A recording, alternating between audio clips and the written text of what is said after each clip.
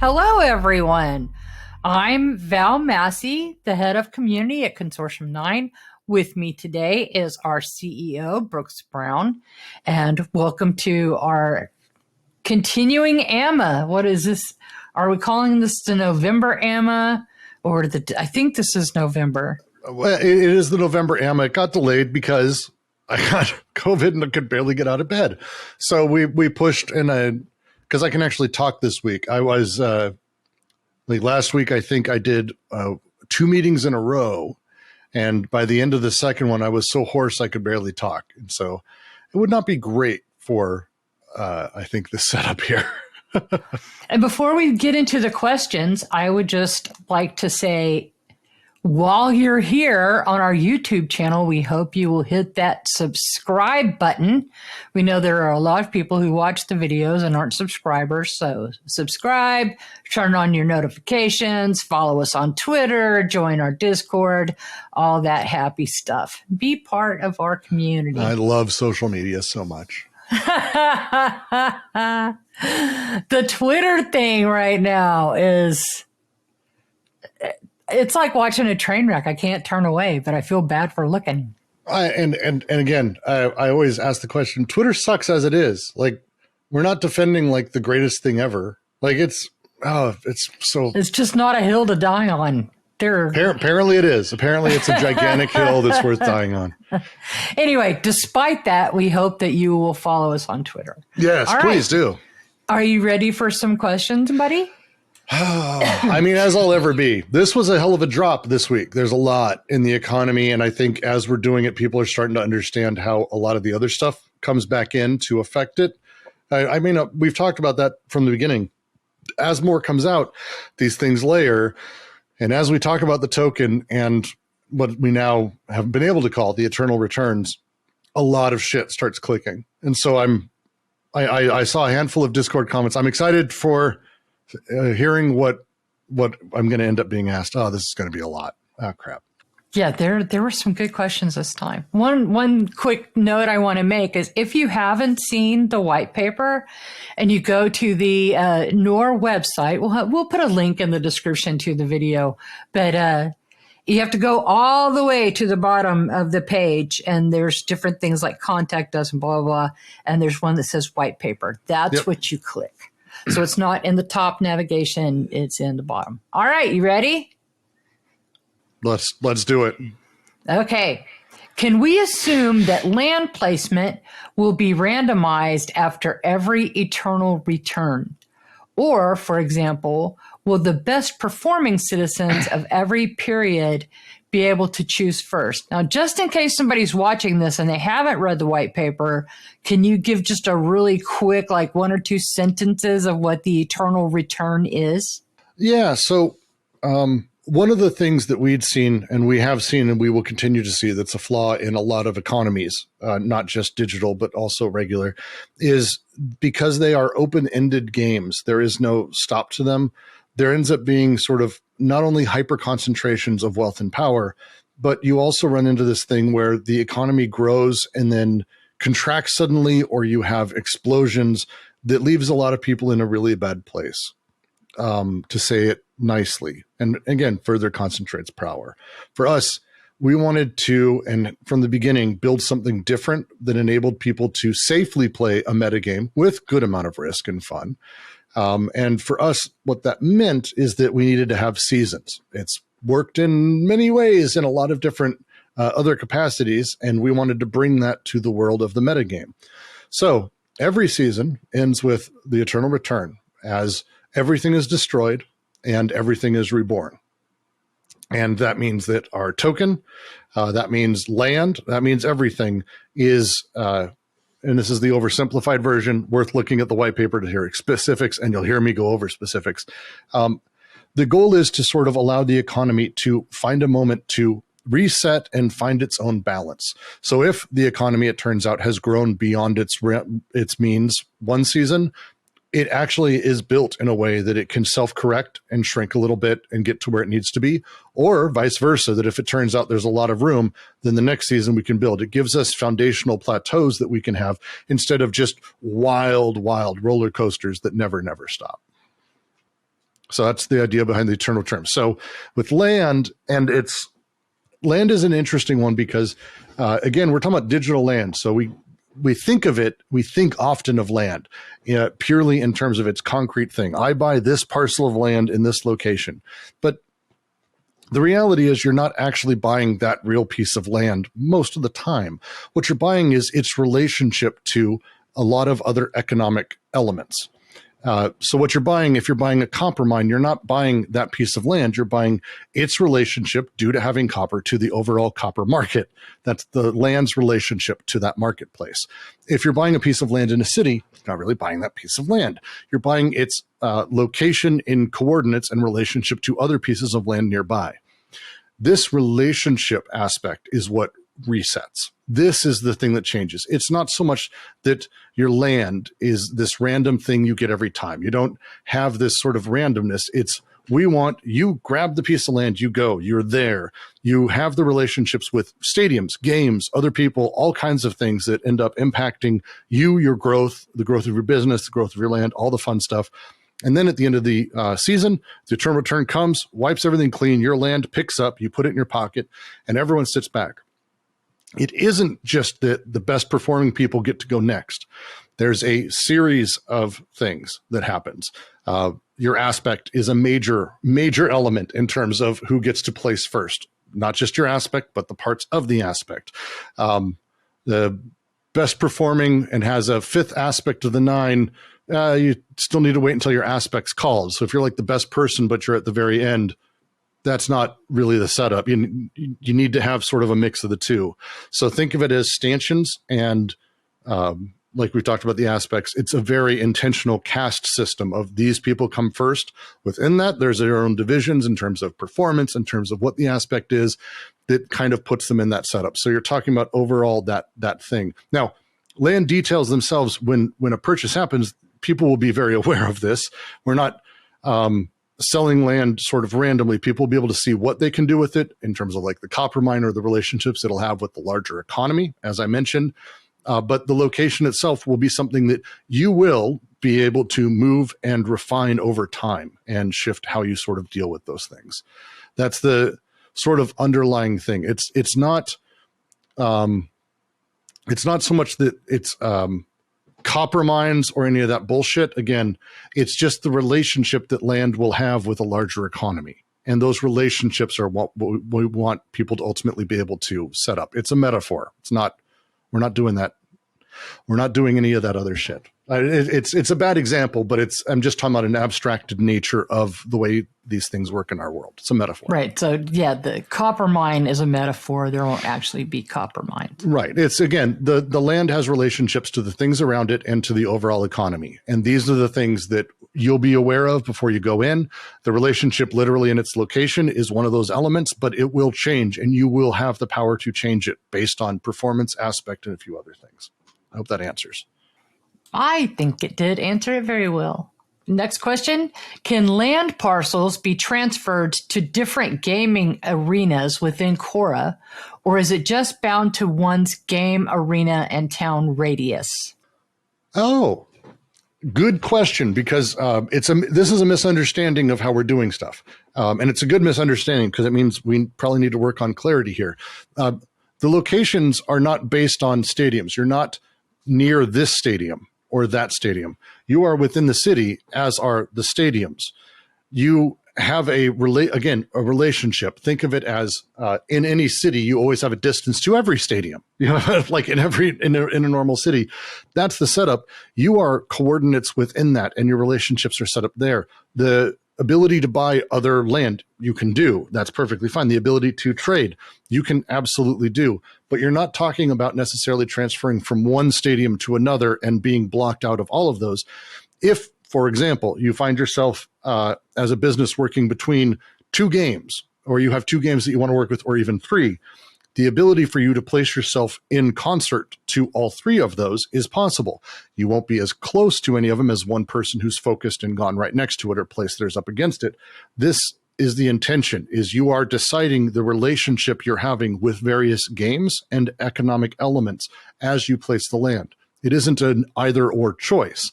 It's an either or but with an intensity and power behind it, if that makes sense. Yes, I think it explains it, and nobody's asking any additional questions, which is always a good sign. Yeah. Okay. If landowners are given back their respective land plots and buildings after the eternal return and can place them in a different location, then does it matter where they buy the initial plot of land? Isn't it more advantageous to have a higher tiered aspect than location, since they will likely have first dibs on where to place their land and buildings? So the question is, isn't it more advantageous to have a higher powered aspect than necessarily caring fully about the land, because a person will be able to move it? To a point, maybe. Your land is your land. So let's start with that. The land parcel itself has its own relationship to various economic elements. Forget location. The land itself is going to be a unique and interesting thing. Now, the location of it, where it gets placed and how it gets placed, actually affects a great deal of how that gets utilized. Think of it in the real world. Let's talk about a bar. Let's talk about Kev's bar. If Kevin has a bar and it's in the middle of the shittiest part of town, it doesn't matter how good the bar is or how great the land is. That's shitty. Or if it's next door to a stadium, that's a little bit better. Or maybe it's in the ritzy part because that's where Kev wants to sit. That the relationship and location of that parcel is going to be what matters and comes out. The actual parcel itself is very much going to matter, but it is dependent on those relationships, and those relationships are dependent on your aspect. So there is a bit of an order of things happening here. You're completely right. But it isn't that those things don't matter. Those things are all things that necessarily complicate the overall relationship. If your parcel of a certain type ends up being something that works better between a certain other location or alongside another thing, the location's going to matter. It's going to matter. But the initial purchase, we're not necessarily caring about you buying land in a location. That's going to be a thing that I think more opportunistic needs. The game comes in, turns out it's a massive hit at the beginning of the season. Everyone's coming and playing, it goes viral. The land immediately that is directly connected to that obviously would suddenly be worth significantly more, making those moments more powerful. This is, again, the necessity of having a vibrant economy and a vibrant metagame that is complicated and shifts based on not just players' sort of work, but the production work of the development team, how players are dealing with it on the infragame level, how metagamers are playing at a meta level. All of these things are going to change the value of land pretty much constantly. And then once a season, we basically destroy all of it. And you get to start and have a foundation with the knowledge of what came before, how well games did, what games were doing well, what pieces of land or locations were better, and you get to start again. And this gives that chance to constantly be sort of growing and moving forward and also allowing disruption. And that's what part of the reset is. But yeah, the stadiums don't move, for example. Like, not all land is destroyed. Like, again, the center is the center. Our Arena Perilous, where all of the major tournaments happen, is the center. The games themselves, the stadiums, a handful of other spaces, they're laid out first. They're the first thing laid out. Sela and the Nine place theirs first. Then you go. So there's shit that's going to be already there. Stuff's going to matter. So it's not a completely useless thing. They're all relationships. So it's not all static, but there are some static components. Yeah, I think that's probably the best way to put it. There's some static components, and the relationship to them helps a lot. But as other people move in, other things are going to become overcrowded or better for you to go. If everyone moves to one game, but you see that this one, no one's going to the stadium, go there because there's a better chance for you to gain most of that success, just like in the real world. It's a risk-reward confidence game, just like everything else. It's about what are you confident in? How are you playing? What are you setting up all the time? All right, moving on. Do all the games on NOR have the same season lengths and cycles within a return period? If yes, who gets to set the duration of each season and return and the arrival of the eternal return? So all the games have the same eternal return schedule. Like, that is no game internally. It is a city. Now, each of the games, though, they have their own setup for what we think of seasons. Now, we think of seasons, and we're using the term seasons. Most people go right to sports, where it's, you have your preseason, you have your season, you have your postseason, you have your finals, and then you have your championship. That whole thing. Great. But games as we know them don't necessarily have to abide by this setup. And so we want to leave it open to where games are going to be able to have multiple seasons, perhaps within a single Eternal Return. It's going to be dependent on the game. Something more like a Dota or a hardcore team game, that's not the kind of thing that you are going to have 50 tournaments for inside of like a month. That doesn't work for the style of game. But a survival style game or a longer format game, I think of Rust with its monthly wipe cycles. How long does a season last? What does a season mean to a game where people are working together at large in a survival style setup? But how about shorter games, Lethal League, quick arcade style things? You can have a lot of seasons and a lot of sort of turnover in that. It's going to be very dependent on the games themselves as the setup. Again, there is always a single final tournament before the Eternal Return. Death comes towards that ending, and our metagame has its tournament at that time too. Everything leads up towards that same thing. But games can set up very much a lot of their own tournaments and seasons and how they want to deal with that. It's intended to be dependent on the game. I don't want to force the same sort of paradigm and shift on Counter-Strike that I would on, a World of Warcraft, even though that kind of game doesn't really work for us. I hope you get what I'm saying. Like, it's a games to game setup. Right. And I think you've just answered this other question, but we'll ask it anyway, just to be sure.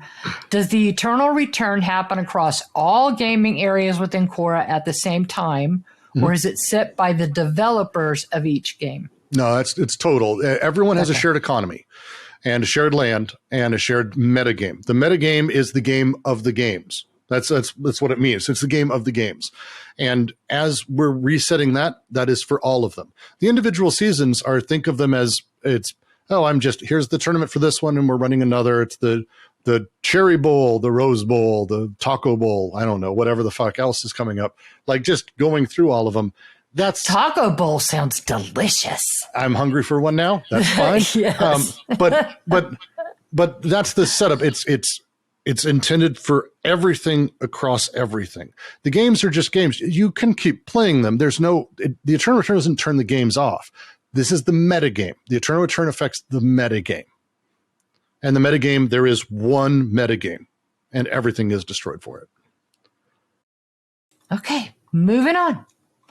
Will the few weeks gaps between epochs accidentally encourage players to lose interest or lose the habit of playing daily? Is there an ideal gap? So players can keep playing. So there's no stopping for the sport, the athletes. There's no stopping there. The gap, and it shouldn't be weeks. I think I said that offhandedly once on Discord. It shouldn't be weeks. It could be decently long. The goal is that it is that in between seasons where we get to announce as a platform, we can say, next season, here is how the token behaves. Here are the new rules. Here's the new setups. Here's how the governance committees voted. Here are a handful of governance committee votes that are going for this. Blah, blah, blah. Just setting up and putting those things in place. Here are the new games coming to the platform. Basically, we need enough time to not only sort of close out and have a breather, which is important for a metagame, but we want to be able to announce and set up the rules for the metagame that's about to start. That's not one day. That's not a thing that just turns around and gets done. There's a little bit of downtime there. If during that time, that's enough time for a metagamer to get tired of it and want to move away, I'm hesitant that that's the case, given that fantasy football grows every single year and people are playing it every year with 6 months of downtime or like huge amounts of downtime between them. Metagamers are a different breed. The infra-game, the athletes, games don't stop. But it's also where, in this time, the developers announce, hey, by the way, we're updating, we're adding this feature, we're adding this thing, here's how this works now, the jump got fixed, this gun doesn't do this anymore, we fixed the pudge hook, whatever it may be.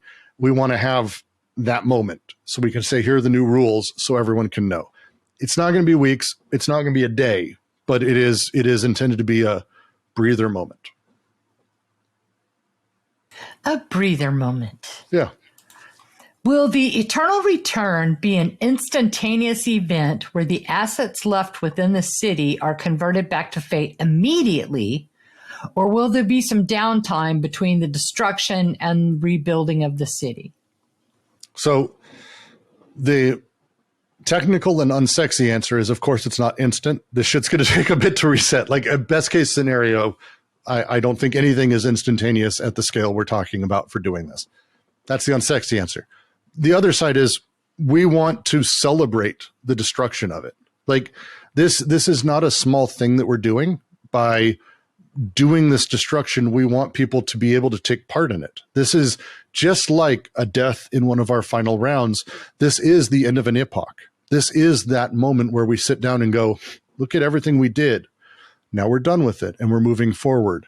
And we want that to be the almost religious event that it ought to be, and recognition of that. So we are going to take time to allow those stories to be told, to have content made around that, to be able to have that experience be shared by all the people as we sort of announce and move towards the next. So there's an amount of time we want to spend making sure that there's a narrative arc that connects all of these continuously as well. Celebrate everyone, right? We want to celebrate. The destruction isn't just wiping. It's not just wiping. This isn't like, again, this isn't the crash of an economy. This is us deliberately saying, excellent work. Stop. Well done. Let's review everything and let's move forward. And then here's what's coming next. And then preparing everyone for that movement with us. Well, I think in a lot of ways, and correct me if I'm wrong, because I don't even need to invite you to do that. I know you would.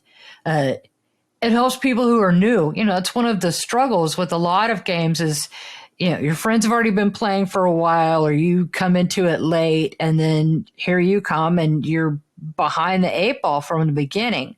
This kind of negates that, doesn't it? It kind of levels the playing field for people who didn't start from day one. Yeah, it levels it to a point. It gives people a place to insert themselves that isn't just in the middle of a bunch of nightmares. Very often you'll see in a lot of these metagames, and if you've ever, like Neptune's Pride. Neptune's Pride was this game I used to play a lot that was amazing. And it was like a space-based, incredibly fucked up semi-social deduction 4X game in a web browser.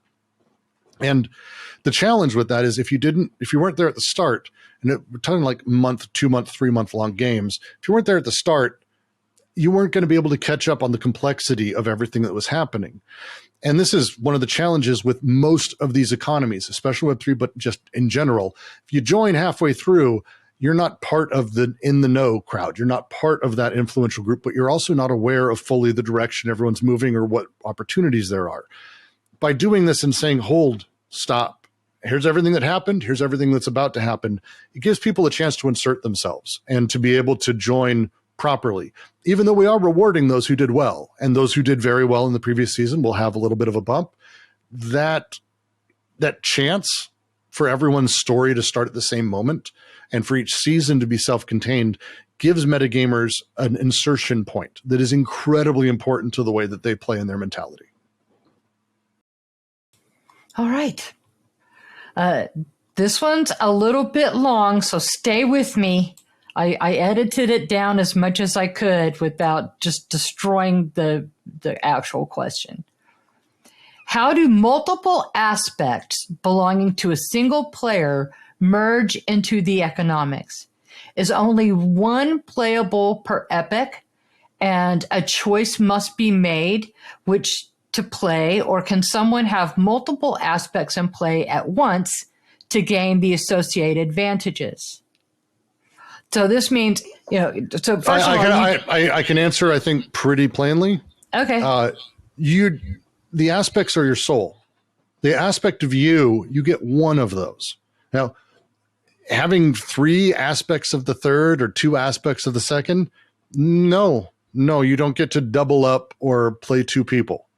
You pick one at the beginning of the season and you run with it. Now, having multiples is actually pretty simple. You get to do different things.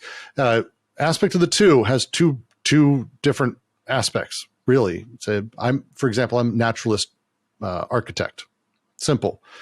Aspect of the third, three things that really give them buzzes. 4 for the fourth, 5 for the fifth. Each one's weaker than the previous, but you get to pick. And if you have, say, a couple of the three, you set the others aside and you can choose, I want to go this direction this season, this direction this season, or even downgrade to a third because you want to try a trinary and see if that helps you and gets you ahead in what you're doing. That is the play that we're making. At this point, there's no necessary stacking or any of that stuff. We're very focused on making sure that, and we would ideally want all the 81 to be used every season, all the 729 to be used every season. We want ideally people to be playing the game, not sitting and speculating or stacking them. When it comes to having those other ones and having secondary privileges that come with those, it's a different beast. We're working on that. I can't talk about it, but it is not the same as saying I've got two aspects, therefore I get to do two things. Not the same setup. All right. Can aspect holders who buy land be able to utilize the functionality of their land and building NFTs across multiple games, or is it one land plot and building per game? There is one city, NOR. All the games are in that city. All the land is in that city. All the aspects will be involved in that city and that metagame. There is one metagame, the game of games. It is not per game. It is across all of them. Steam works as a platform. Xbox works as a platform. PlayStation works as a platform because they are games of games. They exist because of multiple games on them. They're not a disparate economy per game. Each game is its own game, sure. But then there's the metagame. We are building that. We're building a game of all the games. One city, one shared piece of land. The stadiums in it are the different games, but they're all part of that. They're all connected. There's one world. There's one world. One world. Land doesn't get you a game, right? Like the stadiums, they're not purchased. They're where developers will be sitting, but they're like the location abstractly of where these games sit in our economy, in our city. Land is not a game. Land is part of the game. And I mean that in the meta game sense. So like if I make the joke, the game you just lost, it's the meta game that you're now aware of. This is the setup. That's what it's all part of. It's not that land gets you a game. I want to be very explicit about that. So I just in case that was part of that question. Well, we can keep an eye out for it too, and if anybody has follow-up questions, even if it's after the video's published, we'll follow up. It's fine. It's not like this is their one and only chance to get your opinion on things. No, and a lot of this is answering questions. The goal over the next few months is actually, as this exists, to be working with our community to build out what this means, to really get this. I'm excited for the next few months, honestly. I'm also excited for taking a break because it's been a long few weeks. Yeah. Months, years, years. God, years now. Would it be possible to trade in extra aspects for fate? Extra aspects for fate. We don't want your aspects as a platform. So there isn't like a place where you can like sell them to us. Like you can sell them via auction house for fate. Yes, I would assume. Like you can sell anything. So yeah, you can sell your stuff for fate. So I guess the thing I'm stumbling on is the phrasing of trade in, like trading in a car. Oh, I'm done with the car. Can I trade it in for value to something else? We don't really do that as a platform, but there are people waiting to take your aspect for some amount of money somewhere. And certainly that we'll be facilitating that in the marketplace on the platform. Okay. I think that's good. I think that's a good answer. Yeah. And I mean, if you wanted to be the person who does that, if you want to be the person who does that, you set up a business buying and trading aspects, have fun. Yeah. Yeah. They said that makes sense. All right. Moving on again. Which blockchain or side chain will the NOR platform be on? I saw this earlier. This is Sunny. I saw this in the Discord. This is Sunny. She added me. Look, sorry. I tried. No, it's fine. I've been trying to figure out how to answer this because it's I'm not going to answer. I'm not telling you this because we aren't at the point where we're able to share it. The concerns, as I read it and I read through Sunny's whole thing, is, hey, you're going to be making me bridge shit away from Ethereum. Not super jazzed about that, and we're not. So there you go. We're going to be on ERC compatible chain. We're fine there. Here's the challenge we've run into. As you can see now from our economy paper that we've put out and talked about our token, how we're destroying things, how we're handling land, how we're handling all this stuff, nobody's good with that. We've talked to a lot of chains. They're excited about it, but actually being able to build this is not a thing that their systems are generally capable of. We've been doing experiments and tests with chain after chain after chain who are lovely. And honestly, it's been really great to get to know a lot of these people. But sadly, with most of them, it's ended up, oh, well, this isn't going to work out for us right now, and we can't work with your chain. We have a handful going that I'm very excited about the potential of, and we expect sometime in maybe Q1, Q2 to be able to have that conversation and announcement. I have a feeling they'll want to make a big announcement about it, which is fine. But we will be, at this point, we're aiming at ERC compatible L2, probably roll up on such thing, but we're staying inside of that ecosystem completely. I've said that many times. We're not going to some sort of weird secondary hyperbridge thing at this point. Bridging is such a fucking nightmare, and so many people have gotten screwed by it. We're being careful. We're doing our best. But that's the plan. We haven't made a decision. And on top of it, just as kind of a moment, if I can have a soapbox, we have two big issues that have become deeply clear over the last fucking month, over the last year, but over the last month. And that is, how much does anyone here trust anything? I'm not saying I don't trust everybody in the space, but Jesus Christ, we were using FTX to cash out stuff for our stuff. Like everyone was. FTX, especially in the US, FTX US was a base.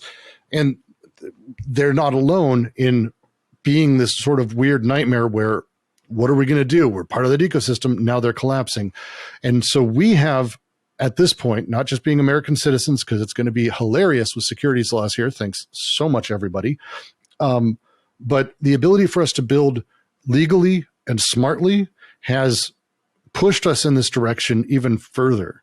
And as we do that, people are becoming, and it's, I think, clear, security and actual public visibility have become so strong for us as necessities. Security is always a big deal, but even more so now. And visibility was always a big deal, but holy shit, like even more so now that our need in a partner is someone who can facilitate that to an extreme level. And I'm saying this not necessarily even to those of you watching it live or who will watch it in the next month.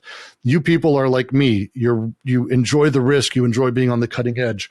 At some point, we're going to be opening up this platform to people who play traditional video games. You guys call them web tours or normies or traditional gamers or whatever you may say.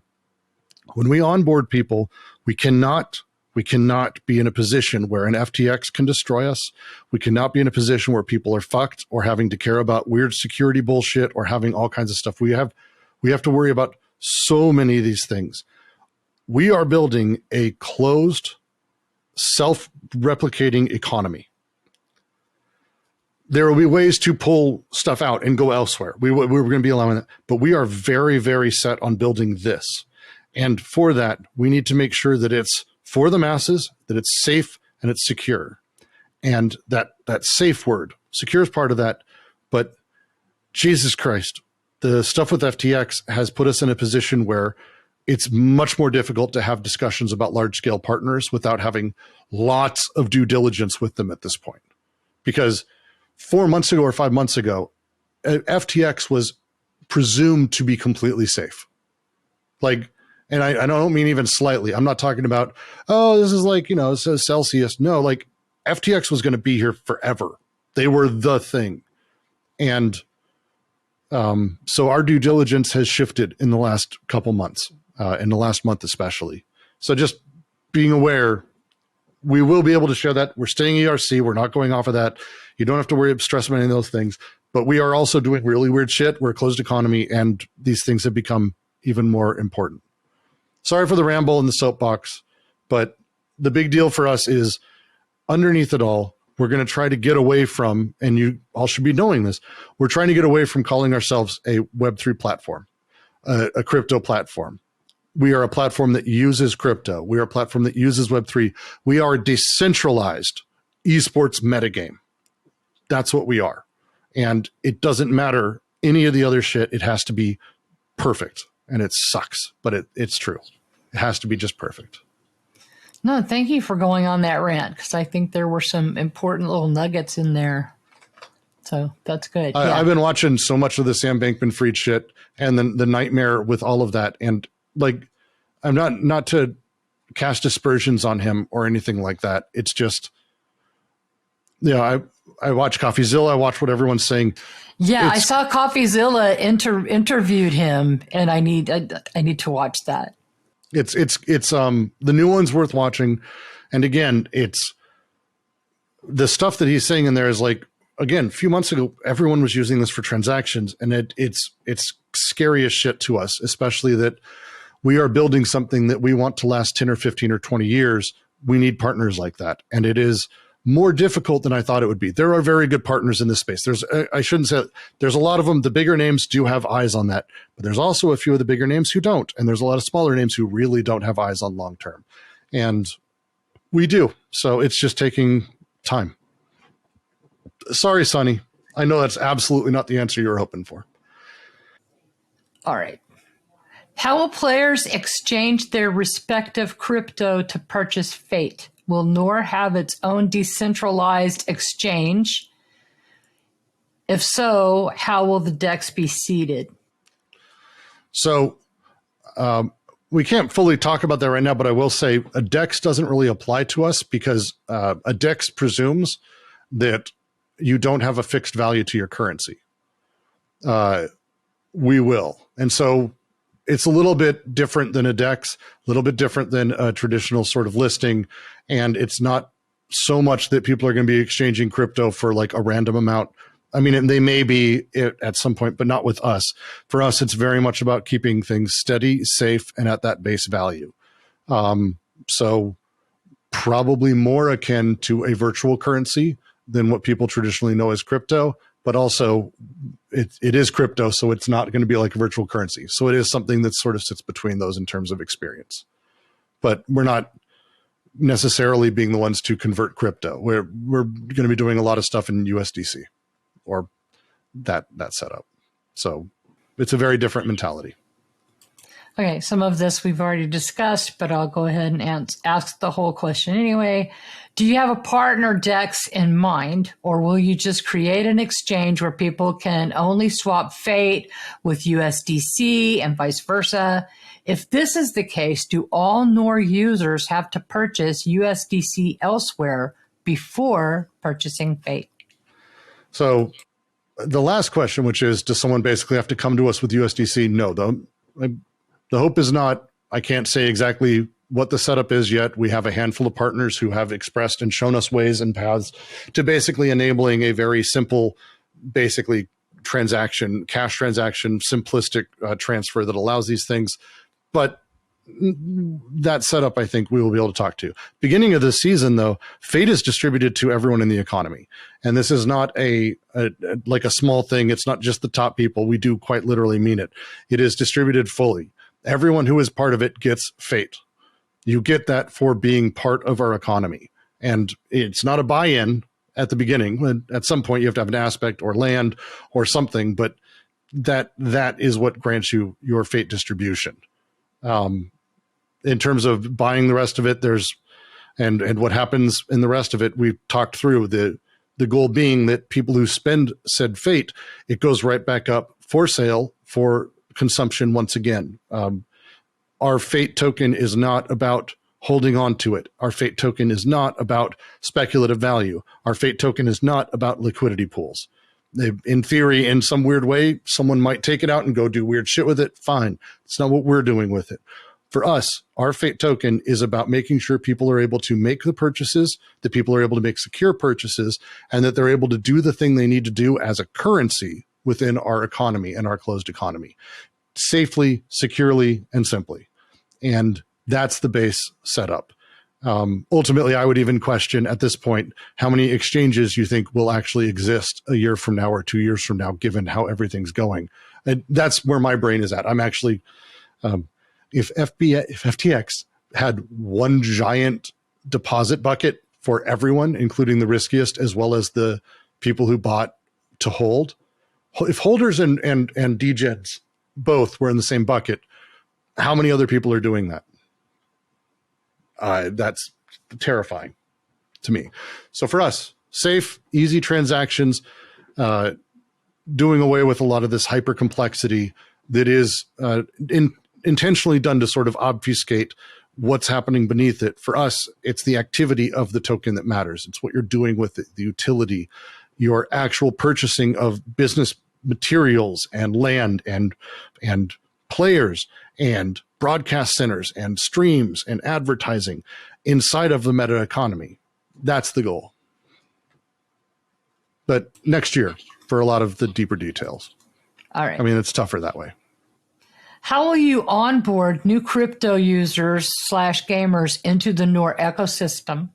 Will users be able to buy Fate with fiat and vice versa? If so, which crypto payment gateway will NOR use?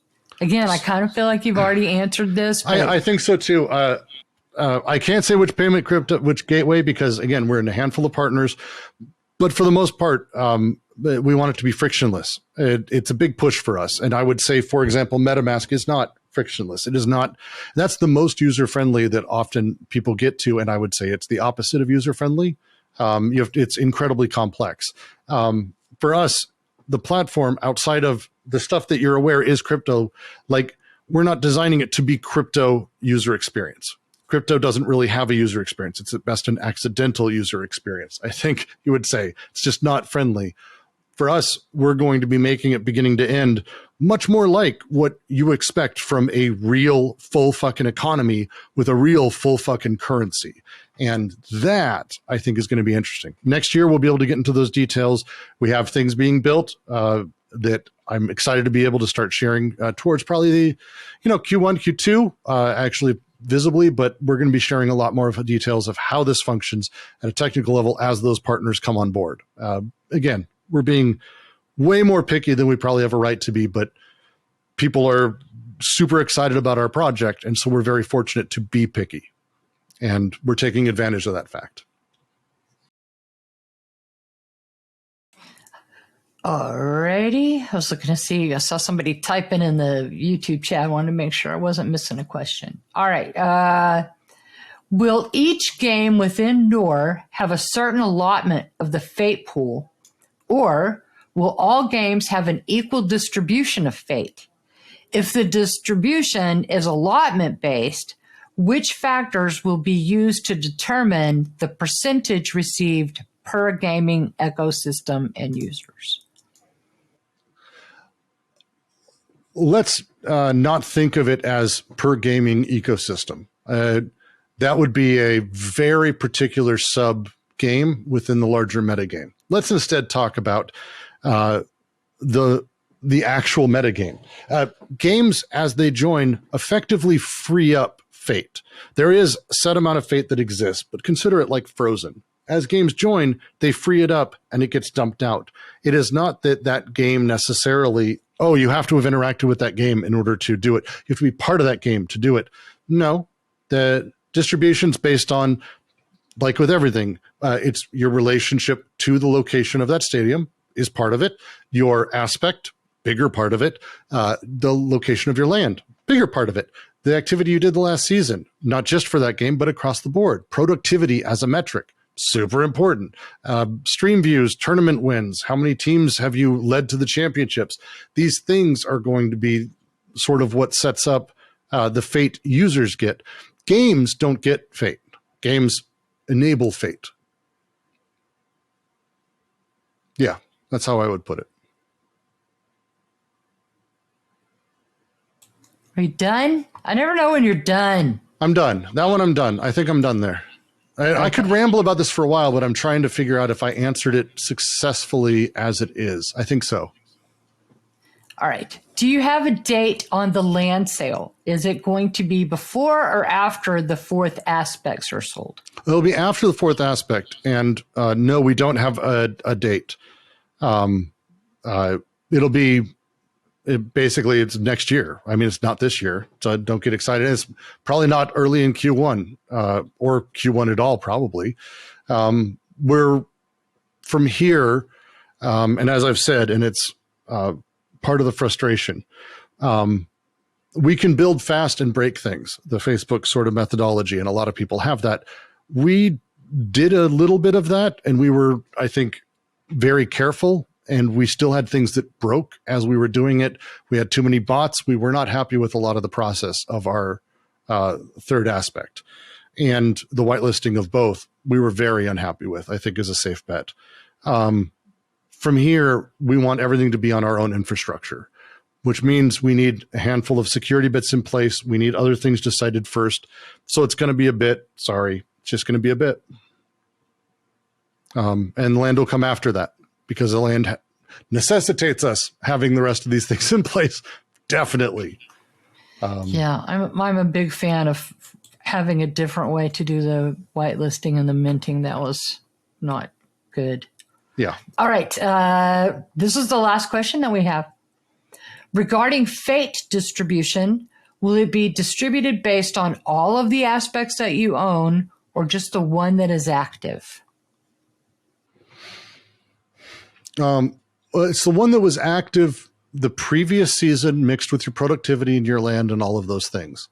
Now, there is an edge, and there are some things that may shift with that based on the privileges of each one of those, based on how you're changing if you decide to.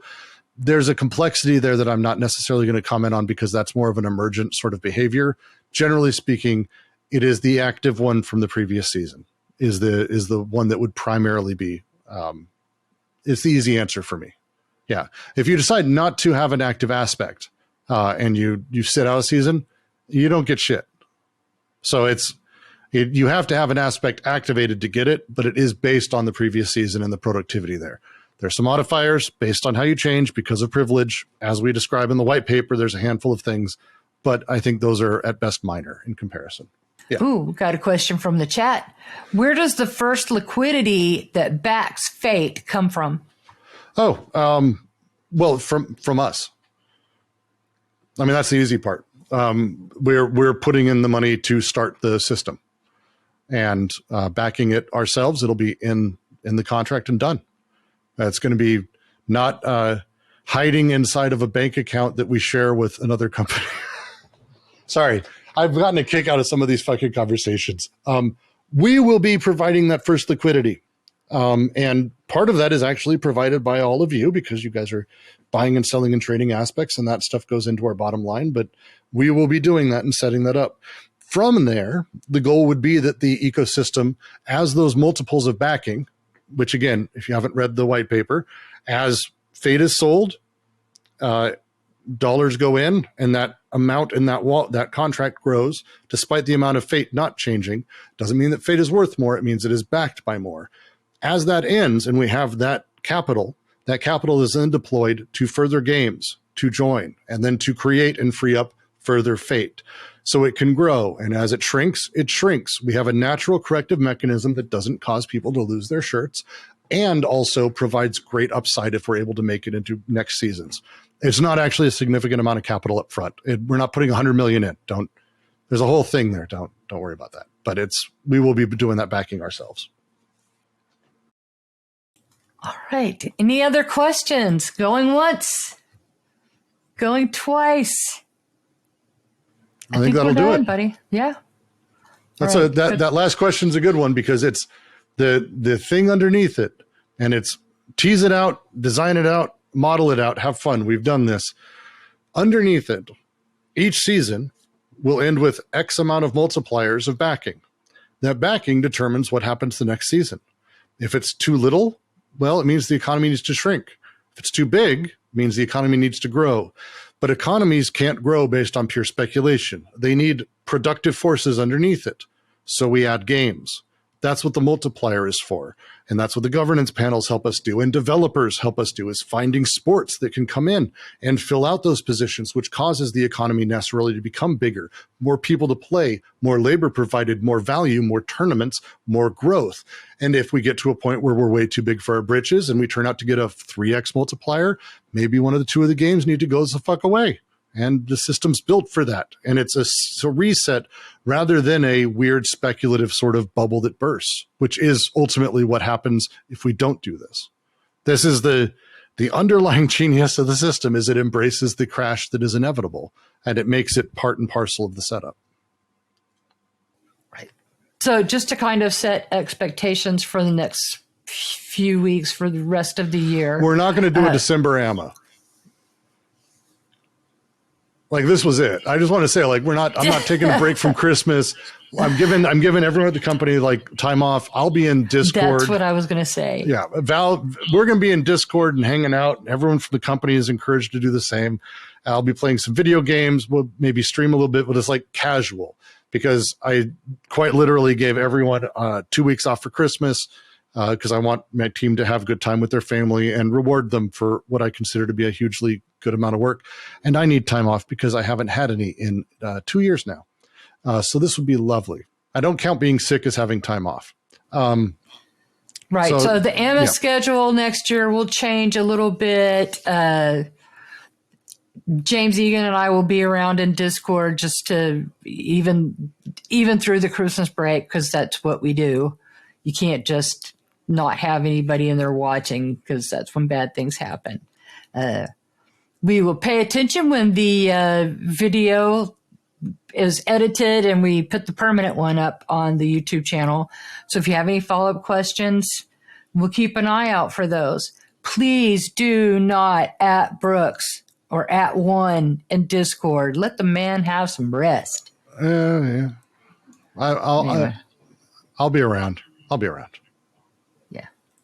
I know you will, but I can't help it. I have mental problems. At one, I want a cupcake. Will you send me one? That kind of stuff. Like, don't bring him into that. You never know. People, we'll see. I'm waiting for at one from if Sunny. you're handing out cupcakes, I like cupcakes. No, I'm just waiting for Sunny to at one me and go, that was not a satisfying answer. Well, that's just a given. Anyway, it was. At least you explained why. I've worked with developers and producers who say no and don't have a good reason why. It's just they like to say no. Yeah. So at least you explain why you have to say no. All right, last time I'm going to say, subscribe to our YouTube channel. Join us in Discord. We're there. And you can at me all you want.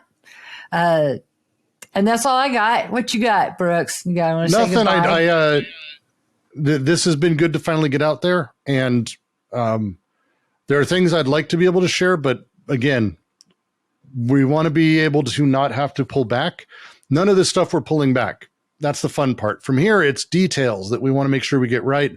And what chain, what L2, how we do the roll up, how we build X, how we build our wallet, how we do all these things is going to be so important. And the security and the user experience, it's going to take more work than just us saying, here's how it goes. So I appreciate the patience with that, but I think this is going to be fun. This is good time. It's good to get this out here. I'm excited. So I hope I answered a lot of good questions. 2023 is the year of building things.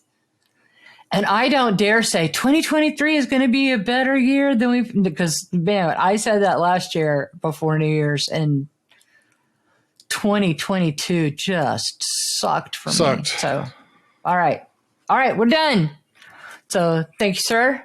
Go get some rest. Thank you, everybody who came out to join us live, and we will see you in Discord. I do what I can. I'm so tired. I'm so tired. I'm ready. I literally, and I have meetings for another 2.5 hours. So I don't get to sleep yet. It is not a Death Grip shirt. Just because Stilsey, I wish it was. It is not. It's a Death Cult shirt.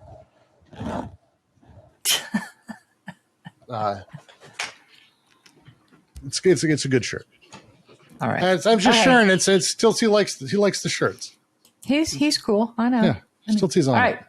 Let's go. Bye. See ya. Hang up. Bye.